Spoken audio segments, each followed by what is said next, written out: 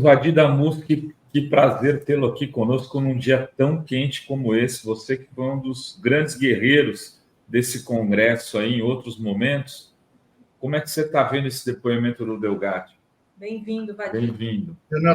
Renato, eu estou ouvindo uma transmissão, não sei se é daqui. Acho que é daí, porque aqui não tem. Aqui é daqui. Você deve estar com duas janelas abertas aí. Talvez você esteja com a tua janela no navegador aberto. Mas é gravíssimo, né? Esse depoimento. Vamos ver se você consegue. Conseguiu fechar? Já volto. Eu já volto contigo aí, Vadir. Eu vou fazer o Fala Rovai sobre isso daqui a pouco, né? O hacker prendeu o Bolsonaro. Foi essa assim que o Rogério Corrêa termina o depoimento do.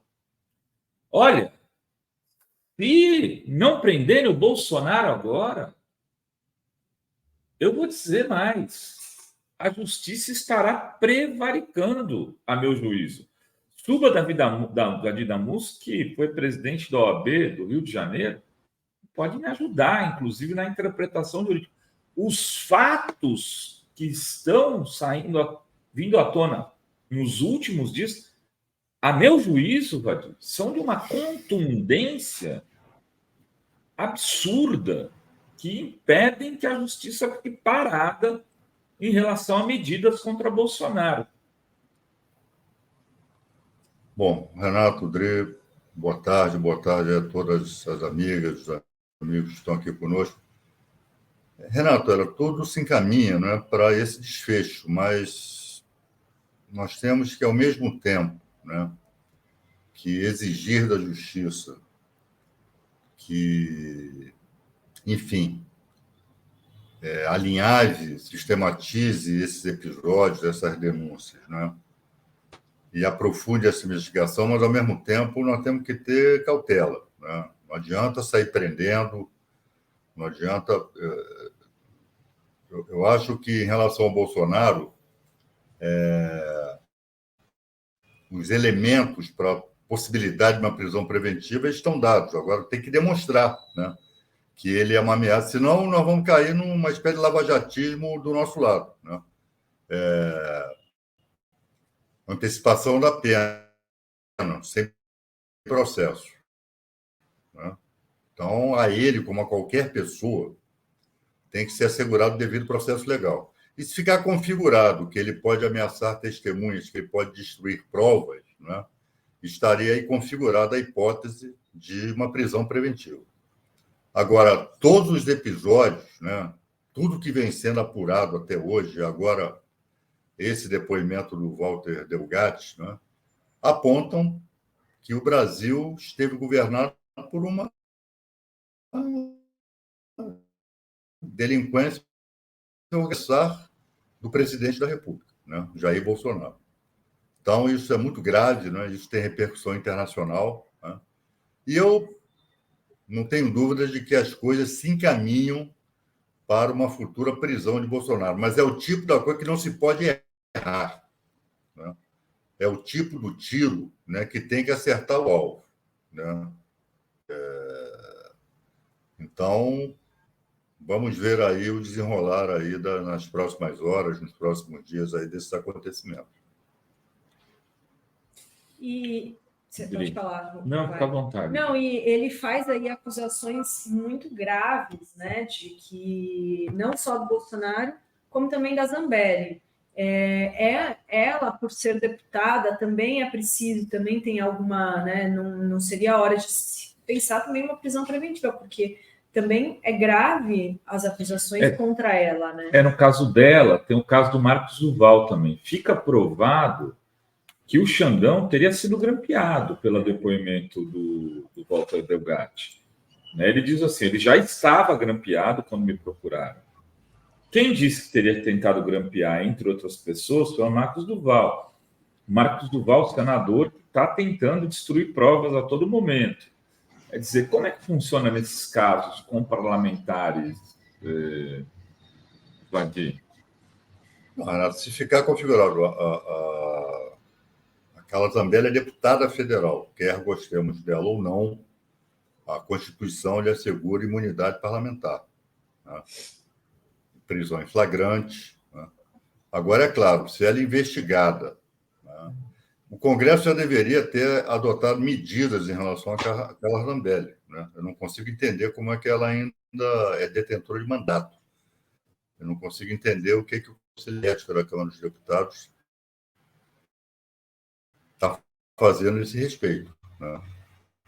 Agora, configurado aí que ela destrói provas, que ela ameaça testemunhas, ela pode vir a ser submetida a uma prisão preventiva. Agora, eu repito, não adianta sair prendendo, para depois gerar nulidade lá na frente, como a Lava Jato fez, né? Então, nós não podemos nos dar ao luxo de cometer esse tipo de erro, né? E você acha Clamor que tem popular aí em relação ao processo judicial. Pode falar. Não, porque assim, a gente tem visto uma série de operações da Polícia Federal. Polícia Federal em vários endereços de aliados do Bolsonaro. Isso teve, né, familiares do Mauro Cid, hoje o ASEP, num restaurante, onde foram apreendidos 4 celulares. Isso pode dar a impressão de que está havendo excessos de operações, ou as provas são tão contundentes que isso tem que ser assim mesmo, porque imagina, no caso do ASEP hoje, tem recibo com o nome dele. Como ter esse limite, até para a população, né, que acompanha essas notícias? Quer dizer, o ASEP não é mais advogado, né? Nesse caso, ele é parte da organização criminosa, estou correto? O advogado, quando ele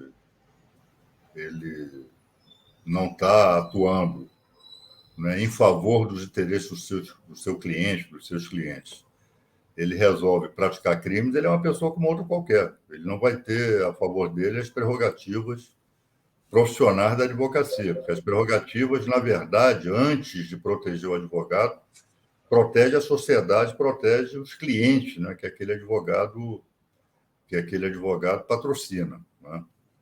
Agora, a boa investigação é aquela que consegue reunir os elementos, as evidências que forem possíveis, né, ilicitamente puderem ser reunidas, né? Porque isso embasa posteriormente a atuação do juiz, né, ao decidir um pedido de prisão preventiva, etc. Então, se o ASEF ainda tem, e a Polícia Federal, que ao contrário da Polícia Federal que atuava sob a tutela da Lava Jato, hoje a Polícia Federal age em prol da investigação, age em prol do devido processo legal.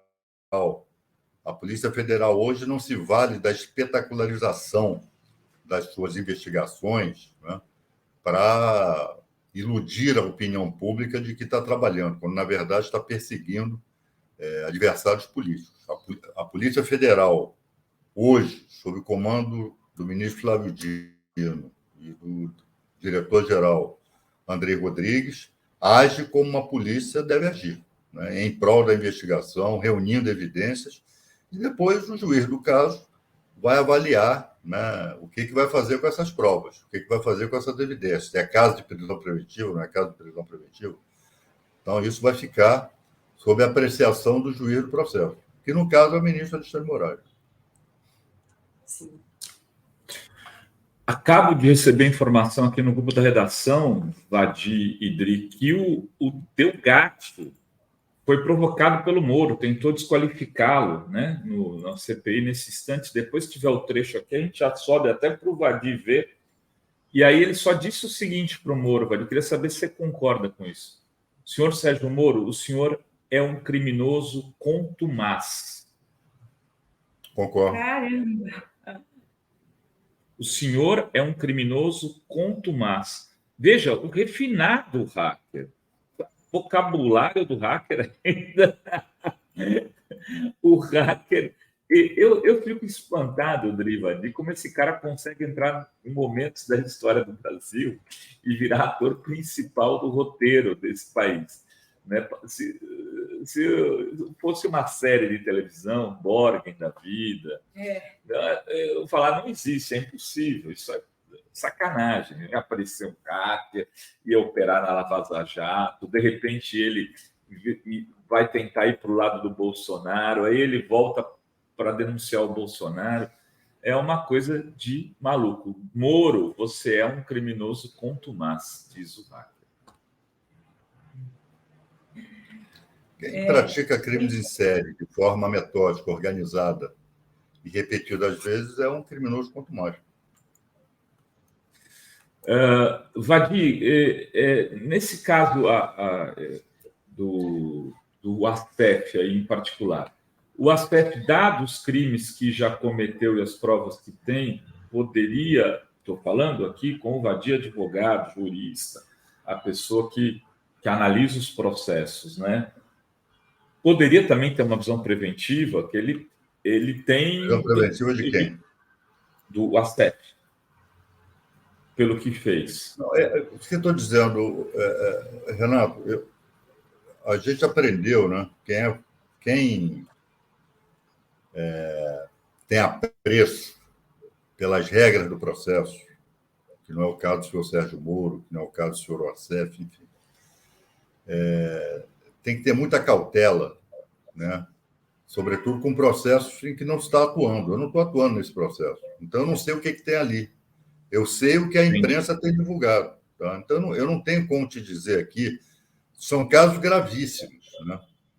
O dado objetivo é que o juiz da causa ele tem que sistematizar todas essas informações, né? Ver qual é a opinião da Polícia Federal, do Ministério Público, e ver se é o caso de prisão preventiva. Que a prisão preventiva ela tem o seu ritual, ela está prevista na lei. Coisa que a Lava Jato não fingia que não estava escrito. Mas não é o nosso caso.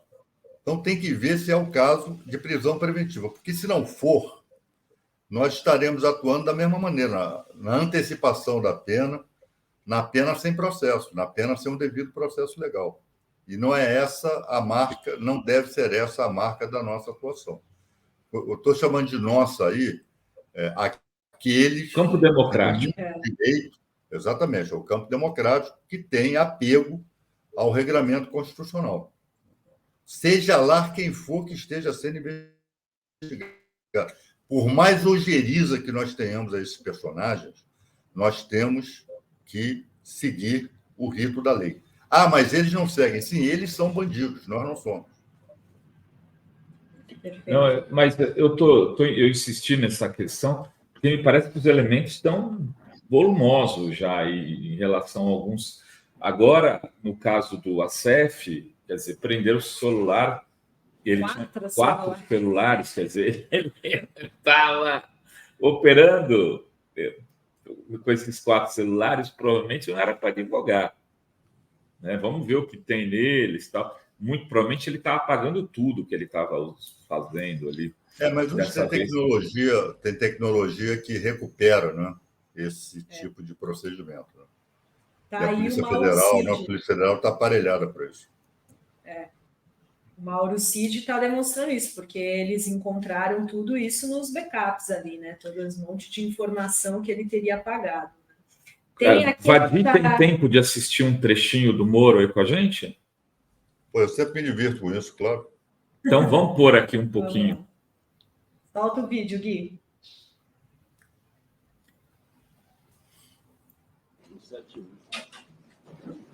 Quantas vítimas o senhor já provocou de estelionato? Quantas pessoas foram vítimas do estelionato que o senhor praticou? Relembrando que eu fui vítima de uma perseguição em Araraquara, inclusive equiparada à perseguição que Vossa Excelência fez com o presidente Lula, integrantes do PT, e ressaltando que eu li as conversas de Vossa Excelência e li a parte privada e posso dizer que o senhor é um criminoso contumaz. Cometeu diversas irregularidades e crimes. Pediria aqui que fosse advertido o depoente que não pode chamar um senador de criminoso cometendo crime de calúnia. Peço escusas, então. Senhor, por favor, respeite aqui o plenário desta casa. Retiro o que eu disse, peço escusas. O bandido aqui, desculpe, senhor Walter, que foi preso é o senhor. O senhor não foi preso o senhor foi condenado. O senhor foi condenado. O senhor é inocente como o presidente Lula, então, é isso? Solicito que haja respeito de ambas as partes. Solicito que haja respeito de ambas as partes. A testemunha deve ser tratada com respeito e é obrigação desta presidência assegurar que os integrantes dessa casa sejam tratados com respeito. Por favor, que não se repita mais. O senhor está sendo tratado por herói aí, como por parte dos indagadores que foram aqui. Consta na denúncia que o senhor foi denunciado, o senhor disse que confessou esses crimes, que o senhor teria, folha 21 da denúncia do Ministério Público, invadido o dispositivo de 176 pessoas. É isso, senhor Walter? Sim, eu confessei isso. Dentre essas pessoas, só para alertar aqui as pessoas que estão ouvindo, nós temos... O senhor fala que o senhor fez isso para desmascarar a Lava Jato, mas vamos aqui para a lista. Ministro Paulo Guedes, Abílio Diniz, Davi Alcolumbre, senador dessa casa, Baleia Rossi, Chaim Zahrer, e aqui eu chamo a atenção do presidente da mesa, presidente, não para lhe imputar nada, mas seu nome está na lista aqui das pessoas que tiveram os dispositivos invadidos ou tentativa de invasão. Está aqui Cid Gomes, Flávio Bolsonaro, Ana Paula Godinho, Luciana Lócio. O senhor invadiu...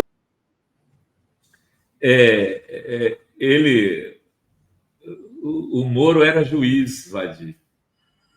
Juiz, um cara que tinha por obrigação ser imparcial em relação às pessoas que julgava. Eu fico assustado vendo ele agora na posição de político. O Lula previu isso, o senhor tem que tirar a toga para a política. E aí você vê... O Renato Moro é um mau juiz, é um mau político, né? Ele é de uma mediocridade quanto mais, digamos. Ele é essencialmente medíocre, né? E mais, ali se o Walter Delgado cometeu algum crime em relação a ele, não é de calúnia, não é de injúria, né? Porque o Walter Delgado não apontou o crime A, B, C ou D. A calúnia é quando você imputa alguém falsamente, né, a prática de um crime determinado. Ele diz apenas que o Moro é criminoso. Então, como é que o juiz... Né, isso pode parecer aqui, para quem está nos assistindo, preciosismo, né? Mas de um juiz deve-se exigir, né, de alguém que deveria ter formação jurídica, né, precisão naquilo que fala. Né? Então, se o Delgatti cometeu o crime contra o Moro, não foi o de calúnia, né? Foi o de injúria. Ele não disse que crime o Moro praticou, disse que o Moro é um criminoso. Isso é injúria. Agora, se o Delgatti, né, e me parece que ele foi chamado lá, não foi para... Ele foi chamado lá, se não me engano, na CPI, para tratar das tratativas, para falar das tratativas que ele teve com Carla Zambelli e com Bolsonaro, e não os fatos passados que levaram depois a Vaza Jato, né? E é claro que essa atividade do Walter Delgatti, né, de bisbilhotar, de grampear telefones, isso é ilícito, né? Isso é crime, e ele provavelmente vai responder pelos crimes que praticou. Agora, isso não isenta o Moro de rigorosamente nada, né? Até porque os diálogos aconteceram, e esses diálogos mostram que ele, Dallagnol e toda aquela turma ali da Lava Jato praticaram os mais variados crimes.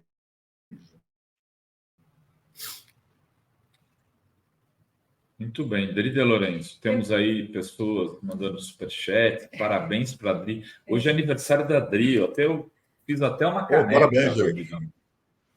Obrigada, né? Totalmente fora do tema. Você vai ter que pagar chopp aí para todo mundo que está assistindo aí. Tem que ter chopp de grátis. Não, eu queria ouvi do Vadia essa ORCRIM que tinha sido criada aí pelo Bolsonaro, no governo Bolsonaro, em relação às vendas de joias. A gente viu aí os ex-assessores da Ajudança de Ordem movimentaram quase 13 milhões em um pouco mais de um ano nos últimos meses do governo, inclusive agora continuaram nos Estados Unidos. Isso daí é muito grave, né, Vadia? Eu queria ouvir sua opinião sobre esse esquemão, que ao que parece, de venda, e como fica a situação do Mauro Cid, que já está preso, né, já há alguns meses, foi preso por conta de fraude em carteira de vacinação, e aí começaram-se a se descobrir tudo isso que a gente está vendo aí de rolo, de venda de presentes, né, para esse dinheiro ir para alguém, né? Olha, Adri, isso mostra que parece, tudo indica que os critérios que Bolsonaro se valia para indicar e nomear pessoas da sua confiança direta que iriam exercer funções diretamente relacionadas ao gabinete do presidente da República, o critério era topar praticar crimes, né? Porque é impressionante como todo o entorno dele está envolvido nessa ou naquela falcatrua, nessa ou naquela atividade criminosa, né? Sobretudo o coronel Mauro Cid, que era o seu ajudante de ordem, né? Mauro Cid era a sombra de Bolsonaro, né? Isso é documentado por vídeo, documentado. Então, isso acaba ao longo de cada episódio novo que é revelado, vai se firmando a convicção de que, de fato, o Brasil foi governado por 4 anos por uma organização criminosa, cujo chefe dessa organização era o presidente da República, né? Jair Bolsonaro. Agora, repito, né, a Polícia Federal tem aí um manancial de provas, de evidências, de indícios, né? E eu acho que com esse material vai ser possível concluir essa investigação com êxito, que mostra, antes de qualquer preocupação com prisão de Bolsonaro, já de BCOD, o povo brasileiro merece saber o que aconteceu, né? Não na versão Lava Jato, na versão inventada, na fabricação de episódios e de inimigos, mas na divulgação de fatos que realmente aconteceram. E sendo fatos criminosos, sendo fatos tipificados como crimes, os responsáveis pela prática desses atos, seja lá quem for, seja fardado, seja togado, seja engravatado, seja portador de Bíblia, seja portador de batina, seja lá quem for, tem que pagar pelos crimes que cometeu, né? E acho que, em breve, a sociedade brasileira, o povo brasileiro, terão diante de si, né, todas essas informações para poderem firmar o seu juízo, né? E, repito, não algo pré-fabricado, não algo com a vocação, né, desde o início, de condenar A, B, C ou D, mas fatos objetivos, fatos desenhados, tipificados como crime. E, a partir daí, identificar os autores dos fatos, dos atos, e tomar as providências legais que o Código Penal, que o Código de Processo Penal, que a Constituição prevê. Agora, essa CPI, cada dia que passa, se mostra um tiro no pé, né, da oposição, né, que queria tanto essa CPMI, agora veja só, né, tudo que está aparecendo, né? Rodrigo, o terraplanismo, ele produz, né, que as pessoas passam a acreditar nas mentiras que elas divulgam, elas acreditam nisso, né? Eles acreditavam, parte dessa turma. Tem os espertos, tem o pessoal que bola cenário, mas a outra parte acreditou na narrativa da época, a tentativa de se construir uma narrativa de que o 8 de janeiro foi incentivado pelo governo, foi incentivado pelo Flávio Dino, foi o Gonçalves Dias, e está aí agora, né? É a verdade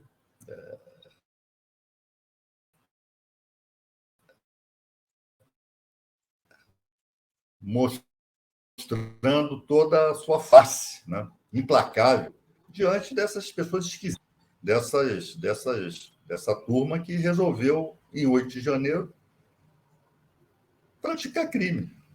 Né? Então, e foi, como você disse, foi um tiro no pé. Né? É aquela história, aquela velha história, né? Todo mundo, o doutor Ulisses sempre falava, né? Todo mundo sabe como começa a CPI, mas ninguém sabe como é que termina. E essa é a verdade nua e crua aí para a turma terraplanista. Né? Exatamente, está terminando muito mal para eles e para o Brasil muito bem, porque eles estão sabendo aí o que eles estavam tramando, né? Se desse certo aí, se o Delgatti tivesse conseguido, né, fazer alguma coisa assim, imagina o impacto disso para a democracia brasileira, né? É isso. Eu queria agradecer aqui ao Vadir Damus. Muito obrigado por atender prontamente ao nosso convite, num dia tão quente, num dia que ele deve estar lá querendo também acompanhar tudo que está acontecendo. A gente vai voltar para a CPI, né? Depois tem um Fala Rovai daqui a uns 15 minutos. Vadir, grande abraço para o amigo, viu? Um abração, Renato. Parabéns, Dri. Né? Comemore Obrigada, bastante aí seu aniversário. Um abraço aí em todas e todos, né? E até a volta. Tchau. Até, Vadir. Muito obrigada. Valeu.